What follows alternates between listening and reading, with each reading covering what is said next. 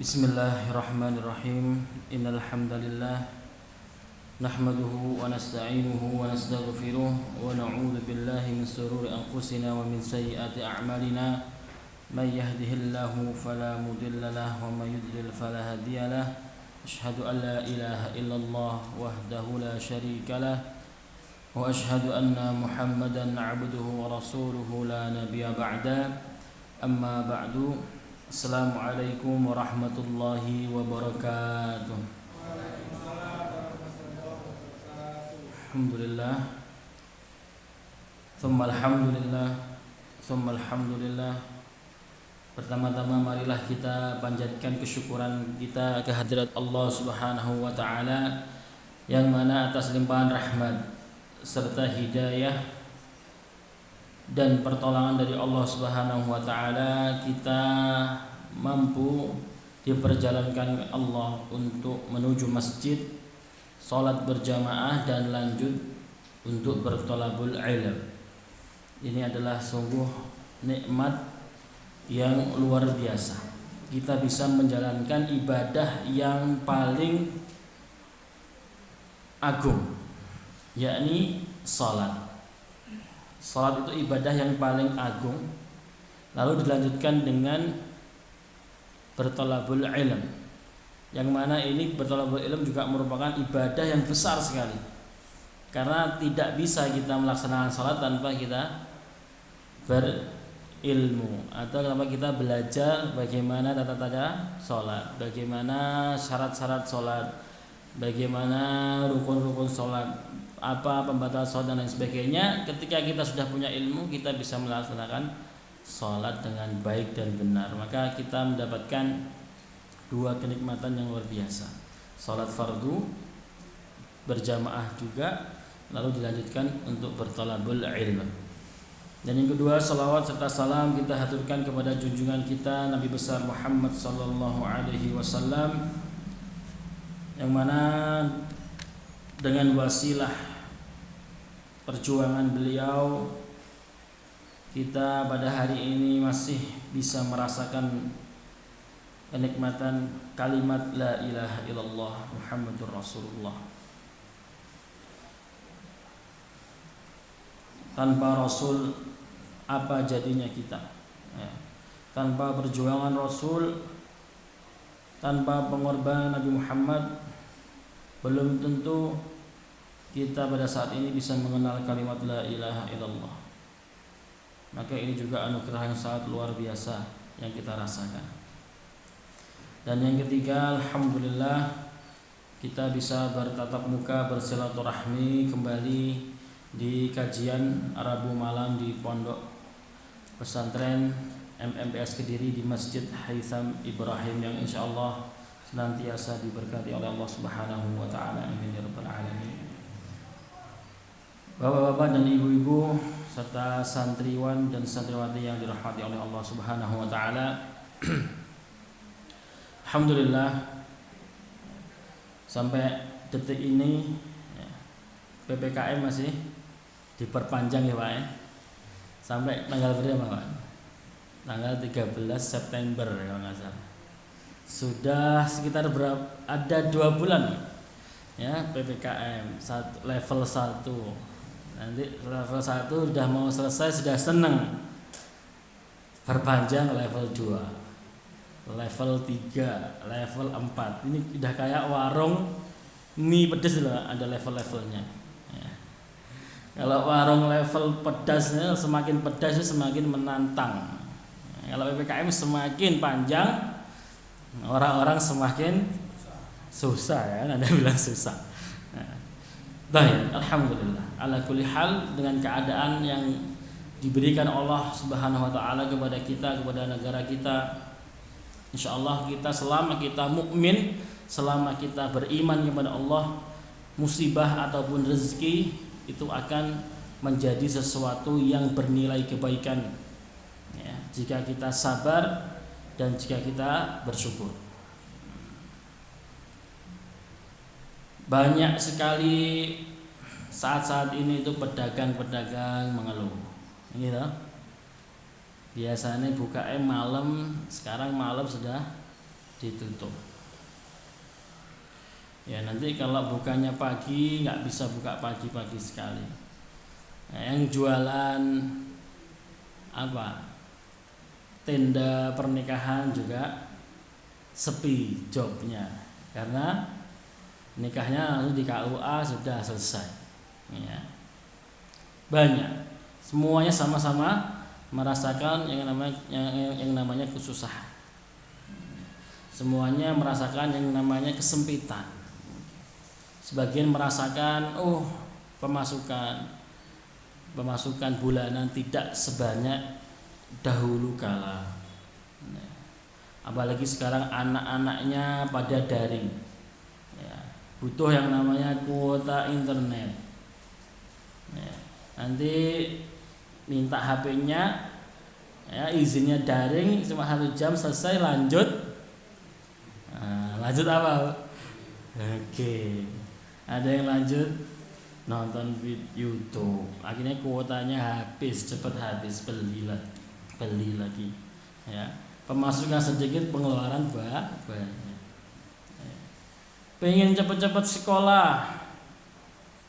Alhamdulillah beberapa kota sudah merencanakan masuk sekolah. Waduh, tapi terkendala lagi. Ada biaya beli seragam, ya, jutaan. Masya Allah. Ya, ini semua adalah ujian dari Allah Subhanahu wa Ta'ala. Karena kita diuji dengan kelaparan, kita diuji dengan kesempitan, maka kita harus bertahan dalam ujian tersebut dalam ketaatan. Maka sesusah apapun, sesempit apapun, jangan pernah terbesit di pikiran kita untuk, ya, mencari atau mengais rezeki, mencari uang dari jalan yang tidak diperbolehkan oleh syariat. Karena terkadang di dalam kesempitan itu syaitan itu bermain-main di hati kita, bermain-main di telinga kita, membisikkan sesuatu yang agar kita terjerumus kepada sesuatu yang dilarang oleh agama. Kepepet biaya sekolah anaknya, pemasukannya kurang, setan datang, wis nyile obang, kepepet gak apa-apa, orang-orang itu dosa, gitu kata setan.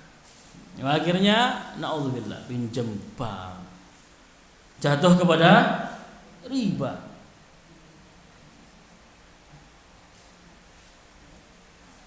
Kalau bisa ngelunasin masih ya rada-rada untung.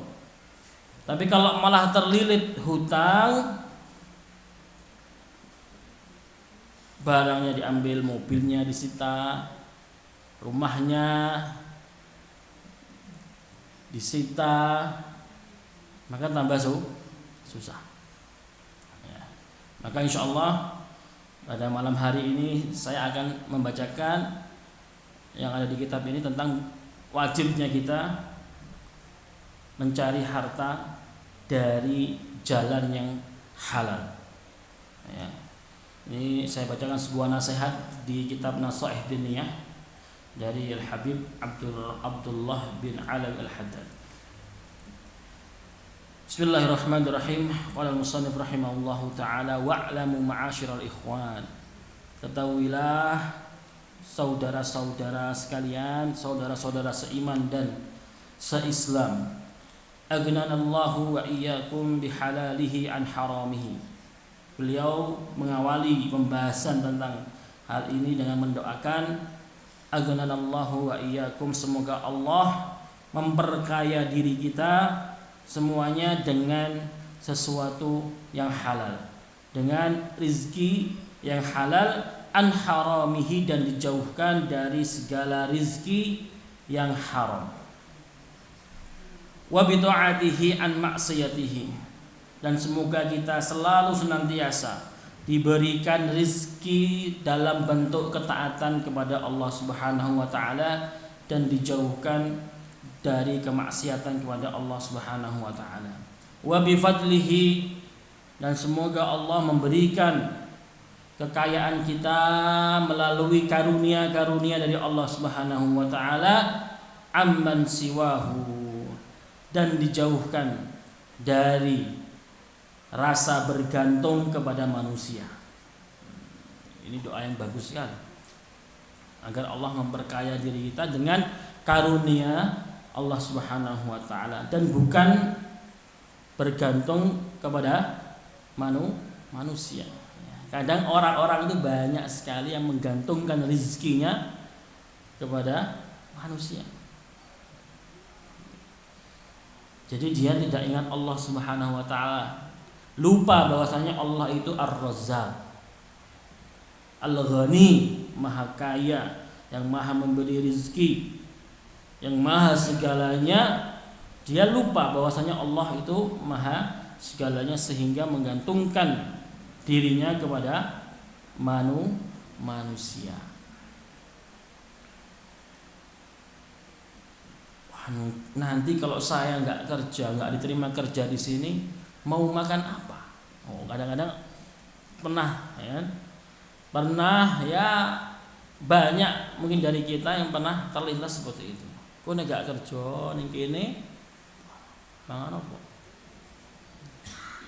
Kenapa kamu kerja di tempat yang ada transaksi ribanya? Lho piye nek gak kerja ning kene? Mangan apa?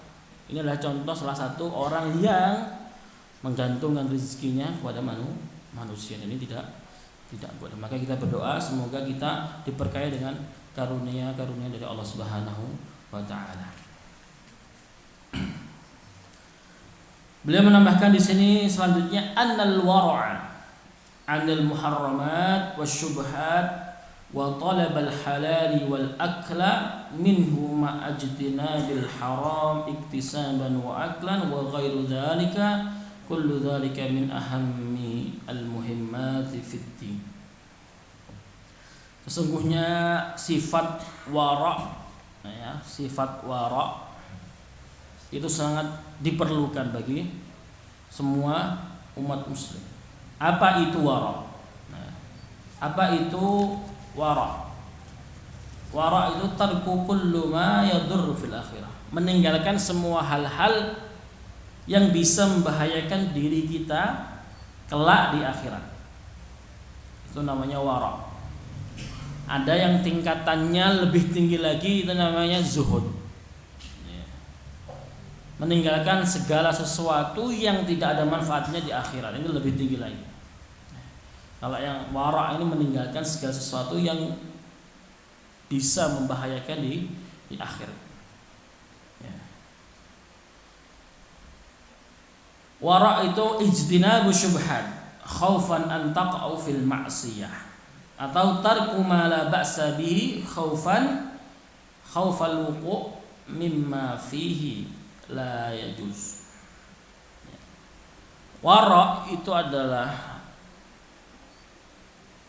orang yang selalu berusaha meninggalkan sesuatu yang itu sebenarnya boleh dia lakukan, dia tinggalkan karena takut dia jatuh dalam sesuatu yang tidak dibolehkan oleh syariat.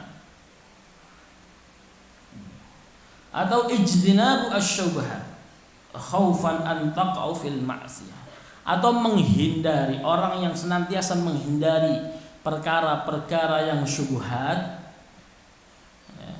karena dia takut akan jatuh kepada kemaksiatan. Ini namanya wara'.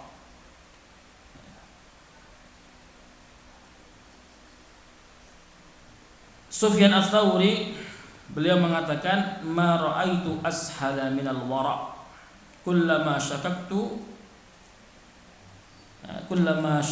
fi syai'in taraktu. Imam Sufyan Ats-Tsauri mengatakan,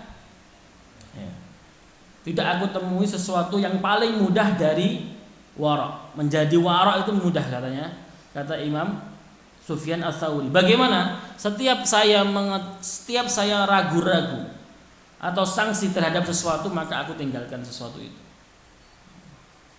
Sangat berhati-hati. Misalkan ragu-ragu, Kalau seperti ini saya misalkan berdagang dengan transaksi seperti ini haram apa halal? Kalau belum tahu, tinggalkan. Atau jangan lakukan sebelum bertanya kepada seorang yang alim. Ini bagaimana hukumnya atau boleh? Kalau boleh, kalau tidak melanggar syariat, silahkan teruskan. Kalau melanggar syariat, sudah. Jangan terus gak apa-apa melaku sih, konek misalnya haram ternyata ya tinggal. Enggak. Itu namanya bukan wara. Segala sesuatu yang terlihat di mata kita itu kita ragu-ragu. Ya. Kita ada rasa ini benar atau enggak, ini benar. Maka tinggalkan, itulah adalah sifat wara. Rasulullah SAW bersabda, "Faman ittaqa syubhat faqad istabra'a lidinihi wa 'irdihi." Barang siapa yang menjauhi sesuatu yang syubhat, maka dia telah melindungi agama dan juga kehormatannya. Lalu beliau di sini menulis annal wara, sifat wara, sifat yang menjauhi segala sesuatu yang haram. Al-wara 'anil muharramat, menjauhi segala sesuatu yang haram, menjauhi segala sesuatu yang syubhat, wa talabal halal wal akla minhu, dan senantiasa mencari sesuatu, bekerja dengan pekerjaan yang halal dan makan dengan makanan yang didapat dari uang yang halal, ma'a ijtinabil haram iktisaban wa aklan, dan juga dia menjauhi segala pekerjaan yang haram dan segala makanan yang haram. Kullu dzalika min ahammil muhimmati fid din.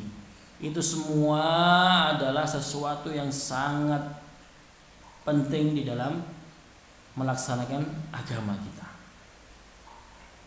Wa min afdhali ma yataqarrabu bihil ibadullah, dan juga salah satu perbuatan, salah satu bentuk taqarrub atau mendekatkan diri yang paling baik kepada Allah Subhanahu wa taala dengan menjauhi segala yang dilarang oleh Allah Subhanahu wa taala, dan senantiasa mencari, melaksanakan dan berusaha melaksanakan apa yang telah diperintahkan oleh Allah Subhanahu wa taala.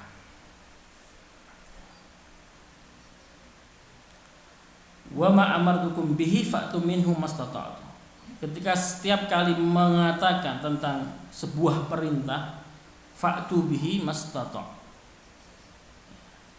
Ketika ada sebuah perintah, maka datangilah, kerjakan sesuai dengan kemampuan. Wa ma nahakum anhu fantahu. Tapi apabila datang sebuah larangan, fantahu, maka jangan dikerjakan. Bukan hindari semampunya. Tidak ada.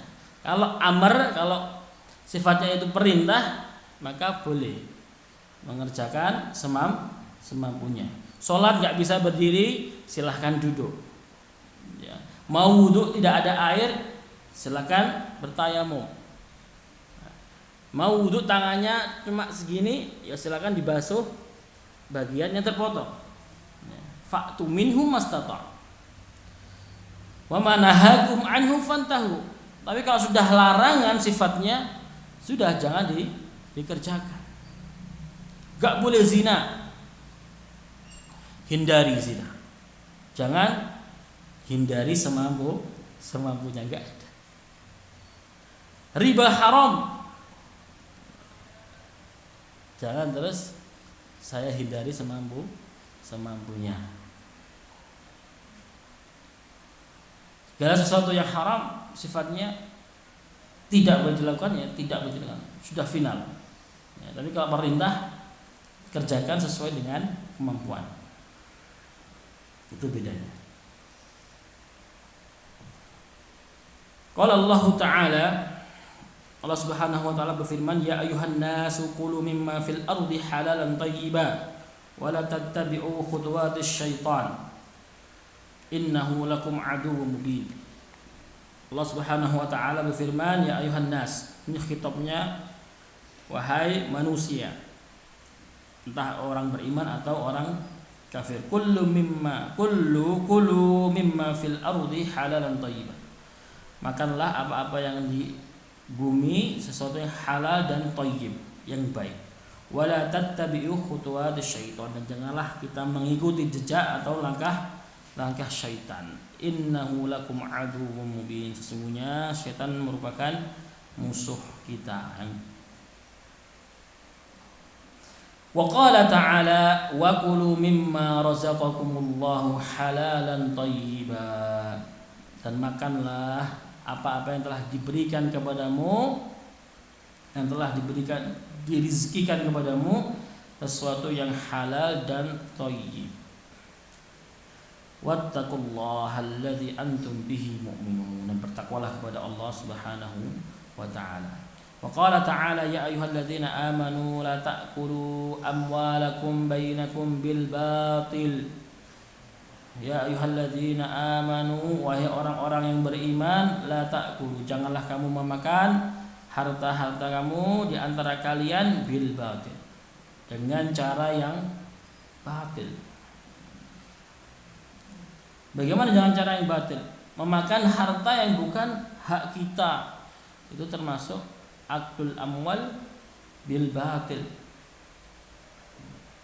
Ada orang hutang 2.000 rupiah. Kok sedikit banget ya 2.000 rupiah. Ada orang hutang 1 juta. Ya, lalu disuruh bayarnya 1.100.000. Maka yang 100 ini amwal batil. Ya, uang yang batil. Haram. Tidak boleh dimakan.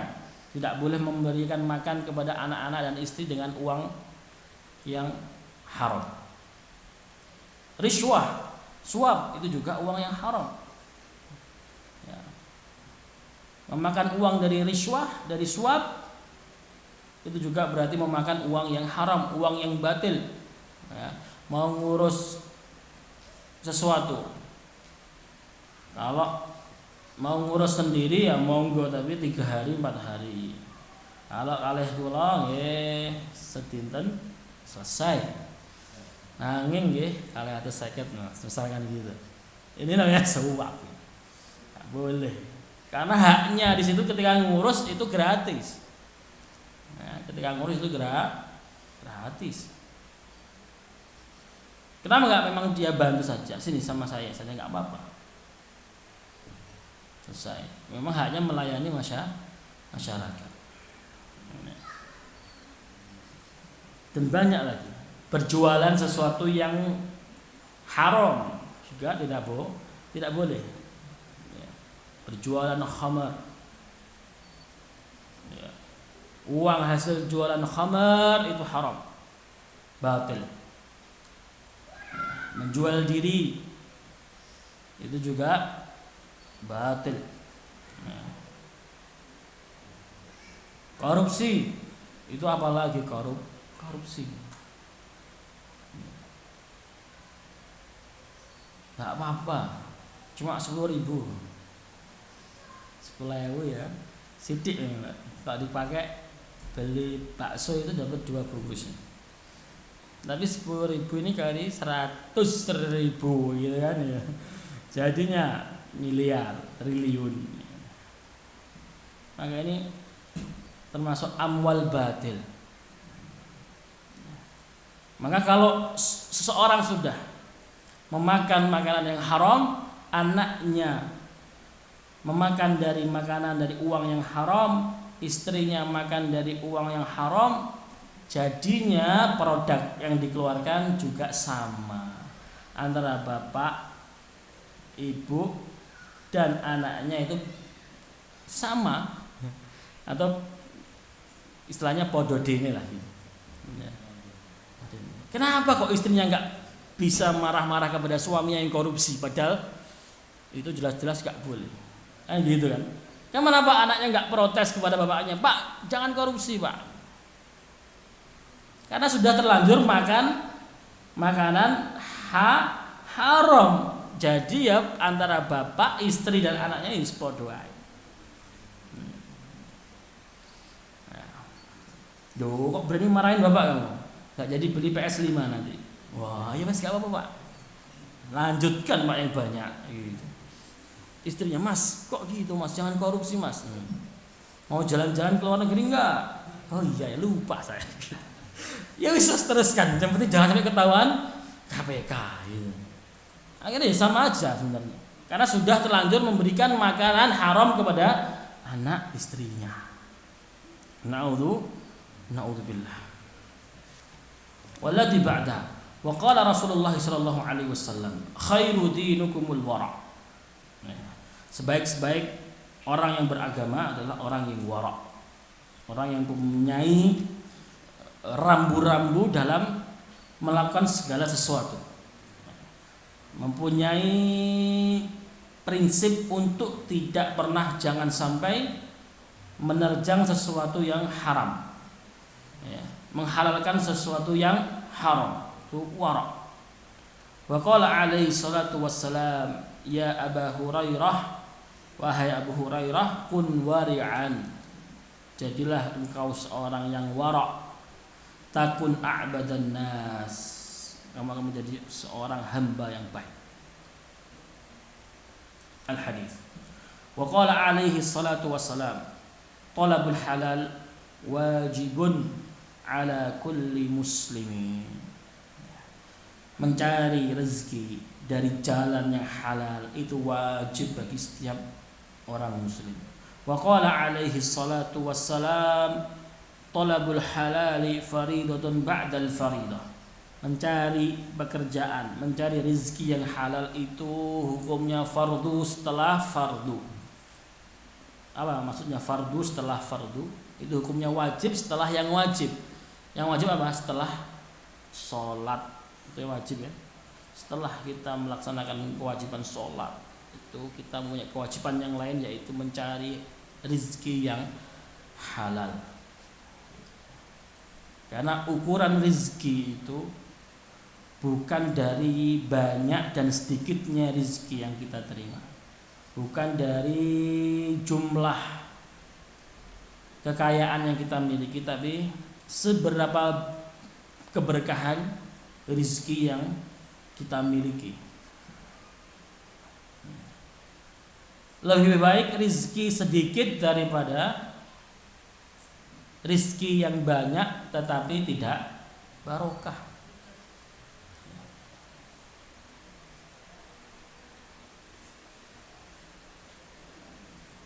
Karena nanti ya, ketika yaumul hisab dan fi yaumil akhirah, itu orang-orang yang fakir tapi dia beriman, bertakwa, saleh, dia akan lebih dulu masuk ke dalam surga daripada orang-orang yang kaya, yang beriman, yang bertakwa dan juga saleh. Mergane napa? Hisabe boten dangu-dangu. Ora duwe HP ya. Mau ditanyai buka apa wae, kan enggak mungkin kan. Sehari berapa rezekinya dapat? Sehari 30.000, 10.000 buat makan pagi, 10.000 buat makan siang, 10.000 buat makan malam. Entek biasanya dapat lagi. Sudah. Selesai masuk surga. Karena kamu di dunia sabar, di dunia sholat, rajin, puasa, masuk surga. Giliran orang yang kaya, sehari berapa sebulan? Pendapatan saya 1M. Jadi rinci semuanya. 1M beli apa? Tasnya itu buat apa? Isinya apa? Buat beli mobil, mobilnya itu sudah berapa kilometernya? Itu udah 100.000 kilometer. Itu kemana saja? Kiloan kesini kok kamu ke bioskop ini? Maksiat ini. Uang antum buat maksiat. Waduh, panjang sekali. Panjang sekali, Pak. Ya. Maka akhirnya masuk surgane kancerit. Gitu. Tapi terus sios enggak apa-apa jadi fakir enak gitu. Jangan gitu juga, ya. Minta rezeki yang barokah, ya, yang cukup. Ya. Diparingi kaya iya, diparingi barokah iya. Gak apa-apa. Dihisab kiri yang penting masuk surga ya kan. Daripada orang yang sudah kaya tapi nggak taat dan nggak amanah dalam hartanya, paling sudah lama hisabnya ujung-ujungnya masuk neraka, naudzubillah ya. Para fakir juga gitu, sudah fakir harusnya ada jalan untuk dia masuk surga dengan kesabarannya. Tapi sehari-harinya ngersuloi, ngasih uang belanjaan istrinya 20.000, minta masak daging. Iya. Akhirnya wis fakir, sekak mengeluh, nggak sabar, murka dengan ketetapan Allah, dengan pembagian Allah, ya sudah. Hisabnya ya cepet bener-bener ya langsung belum gitu. Makanya kalau main basket itu langsung nggak nyentuh ringnya, langsung plak gitu. Alhamdulillah. Maka keberkahan harta inilah yang paling penting. Ya, bukan hanya kuantitasnya, tapi keberkahannya itulah yang paling penting. Ada cerita dari seorang syekh. Ya. Ada seorang miliarder, kaya raya sekali, uangnya banyak sekali. Lalu ada tetangganya, ya, itu orang Muslim, datang. 2 atau 3 orang datang ke rumahnya, mengetok pintu. 1 kali diketok nggak dibuka, 2 kali nggak dibuka, 3 kali akhirnya dibuka. Ada apa katanya? Kita kesini mau bersilaturahmi. Ya, kami saudara Anda seiman. Kita orang Muslim. Lalu ada apa? Ayo kita pergi ke masjid. Kita sholat berjamaah katanya. Ya, kalian dulu saja. Duluan, nanti saya susul. Ya. Ini bisa kayak gini tuh. Alasan tok ini, Pak.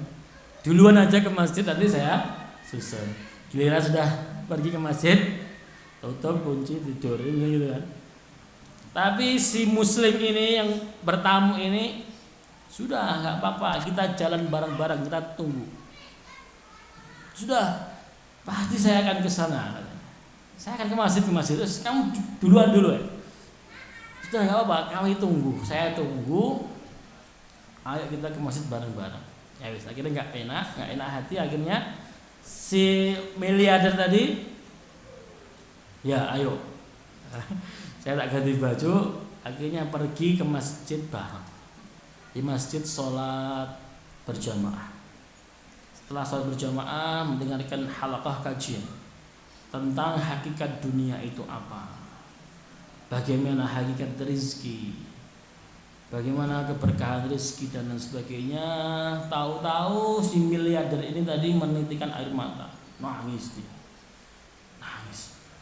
Setelah itu selesai, si orang-orang Muslim tamunya tadi mau pergi, dipanggil, dicegah sama miliarder tadi. Mau kemana? Saya ikut kemana kalian pergi. Akhirnya dia ikut, si miliarder ini ikut. Lalu bercerita, tahukah kalian ketika kalian mengetuk pintu, aku sedang di mana? Di mana? Aku sedang berada di atas kursi dan leherku berada di ikatan tali. Mau apa Pak? Mau bunuh diri. Padahal itu miliarder, tetapi dia mau mengakhiri hidupnya karena dia merasa seperti kehidupannya itu kering, padahal uangnya banyak. Kalau uangnya banyak kan harusnya basah itu ya, bahasanya kayak gitu ya, basah karena uangnya banyak. Dia merasa kering. Contohkan kamu mengetok pertama kali, saya sudah mencoba menggulingkan kursi tapi nggak jatuh kursinya. Kamu ngetok kedua kali, saya mencoba menggulingkan kursi lagi nggak jatuh. Tokan ketiga sudah saya bukakan, nanti saya lanjutkan niat saya mau bunuh diri. Kalian ngajak saya ke masjid untuk sholat, saya menolak karena saya mau melanjutkan bunuh dirinya. Kalian dulu saja.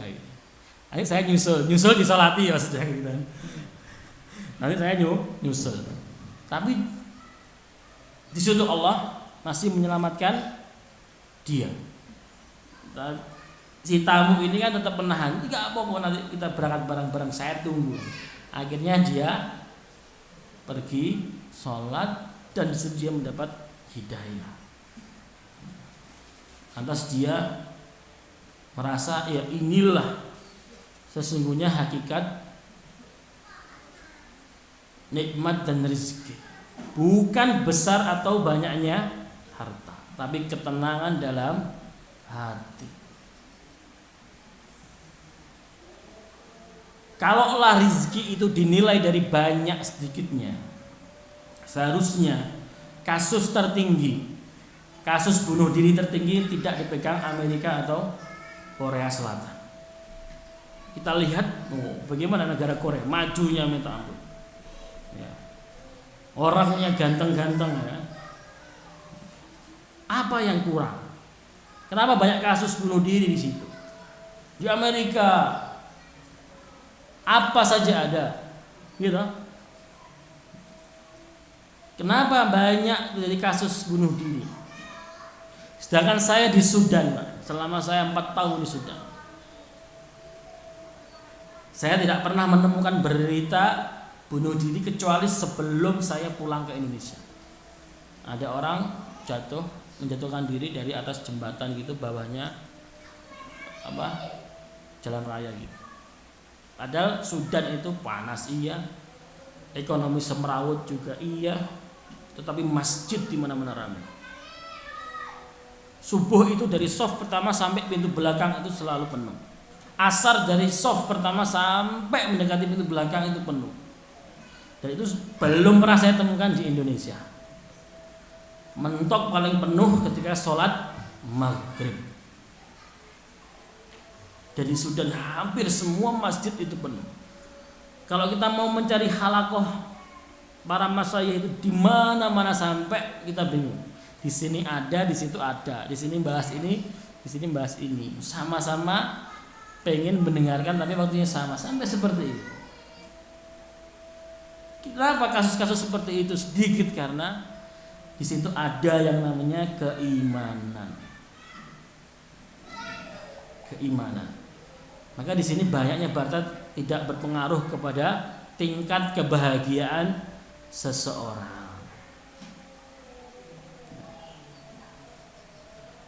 Maka mungkin kita mendapati saat-saat ini harta kita dengan harta orang tua kita zaman dahulu itu lebih banyak kan harta anak-anaknya sekarang.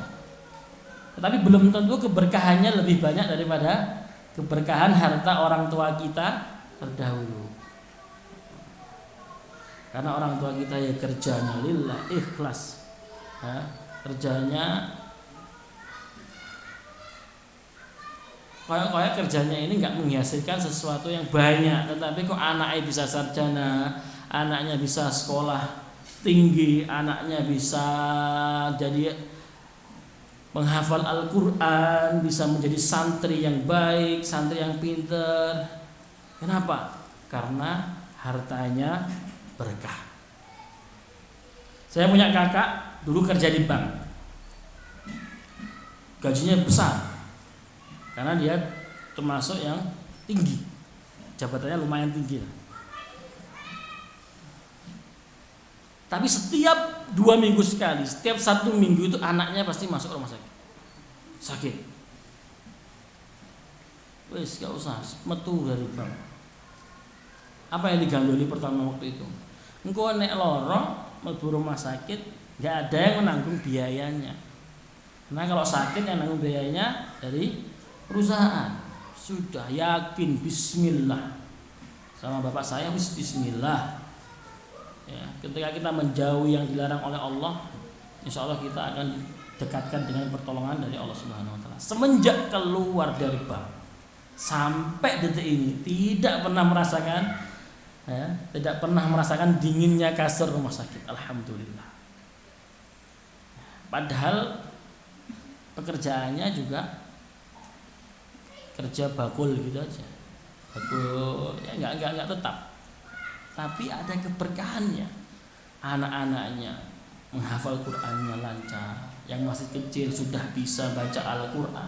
Ini kan semuanya kan namanya keberkahan. Ya, keberkahan ketika kita mencari harta dan rezeki dari jalan yang halal. Wa qala alaihi salatu wassalam, innallaha thayyibun la yaqbalu illa thayyiban.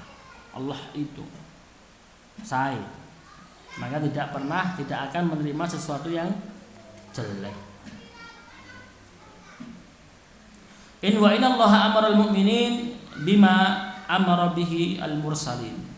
Faqala ta'ala, Allah Subhanahu wa taala berfirman, ya ayyuhar rasul qulu minat thayyibati wa'malu shalihan. Makanlah dari sesuatu yang baik, wa'malu shalihan, dan beramallah saleh. Inni bima ta'maluna alim. Wa qala ta'ala ya ayyuhalladzina amanu kulu min thayyibati ma razaqnakum. Makanlah dari yang baik-baik dari yang kita rezekikan kepada kalian. Tsumma dzakara ar-rajul asy'asa akbara yutilus safar. Lalu dalam hadis Rasulullah SAW mengabarkan kepada kita ada seorang laki-laki yang sudah menempuh perjalanan yang panjang, yamuddu yadah, sampai rambutnya itu sudah kumal, yamuddu yadah, menengadah kepada Allah Subhanahu wa taala ila sama, dan beliau mengatakan ya Rabb ya Rabb, kata Rasul, wa mat'amuhu haram, makanannya haram, wa mashrabuhu haram, dan yang dia minum itu haram, wa malbasuhu haram, yang dia pakai itu haram, wa ghada bil haram, dan dia kenyang dari sesuatu yang haram, fa anna yustajabu lidzalika. Bagaimana Allah akan mengabulkan doa orang tersebut? Maka di antara akibat fatal ketika kita berani memakan makanan dari hasil yang haram, kita akan ditolak doa-doa kita di hadapan Allah Subhanahu wa taala.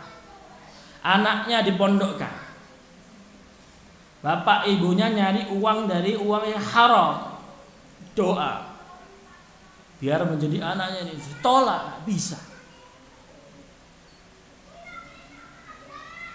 Maka jangan sekali-kali kita memberikan satu kalau bahasa Inggrisnya tuh upo, satu upo yang mana itu didapat dari sesuatu yang haram. Itu efeknya akan fatal bagi kesolehan anaknya, bagi kesolehan istrinya, bagi keharmonisan keluarganya. Pasti orang yang terlilit hutang, riba, pasti setiap hari nggak bisa romantis dengan istrinya. Saya yakin itu. Sudah kepalanya pusing, anaknya minta main, bapaknya mikir hutang. Ya, nanti ketemu istri harusnya saling melempar senyum, tapi ini saling melempar amarah. Kamu utang-utang, utang-utang juga nggak pakai uangnya, akhirnya cekcok. Maka akan berakibat fatal.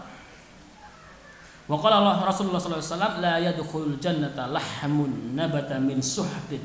Tidaklah akan masuk ke dalam surga daging yang tumbuh di dalamnya sesuatu yang haram.